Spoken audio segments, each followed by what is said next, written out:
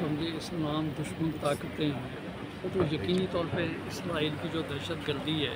وہ آپ سمجھتے ہیں کہ اس کو بڑھاوا دینے کے لیے سپورٹ کرنے کے لیے ایران چونکہ ہمیشہ مسلمانوں کے ساتھ کھڑا رہا ہے اور اس نے فلسطین کے ایشو کے اوپر ایک بہت بڑا اسٹینڈ واضح اسٹینڈ لیا ہوا تو اس کو کمزور کرنے کے لیے جس قسم کی کوششیں ہو رہی ہیں تو میں تو کہتا ہوں یہ قابل ستائش ہے یہ ملک کہ جو اس مضبوطی کے ساتھ جو ہے اس قسم کی جیوش لابی جو ہے اس کے سامنے کھڑا ہو گیا ہے اور ہماری دعا ہے کہ اللہ تعالیٰ اس کو کامیاب فرمائے اور ایران کو انڈر ایسٹیمیٹ کیا گیا ایران کا دیکھیں بات یہ جنگیں جو ہے خالی ویپن پہ اسلحے پہ نہیں لڑی جاتی اس کے ساتھ آپ کو اعتماد اور یقین جو ہے نا اس کے ساتھ سب کچھ ہوتا ہے میں یہ سمجھتا ہوں کہ وہ جو کچھ وہ جذبہ ایران کے پاس ہے وہ کسی اور کے پاس نہیں ہے اور کامیابی انشاءاللہ تعالیٰ ایران کو اچھا مختلف چیزیں سرکولیٹ کر رہی ہیں کہ اس موقع پہ تمام اسلامی ممالک کو اپنا کوئی دفاعی تنظیم ایک بنانی چاہیے تاکہ کسی بھی ملک پہ اگر ایسا وقت آتا تو ایک مضبوط پیغام دیا جائے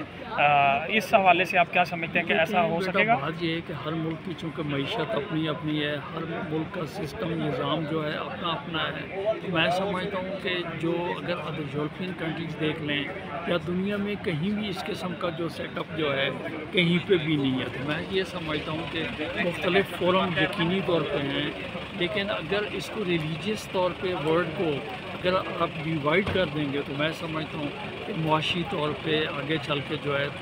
بہت قسم کے مسئلے مسائل ہو سکتے ہیں ایک دوسرے کی مدد کرنی چاہیے ایک دوسرے کو سپورٹ کرنی چاہیے لیکن میرا خیال میں یہ چیز قابل عمل نہیں ہو پائے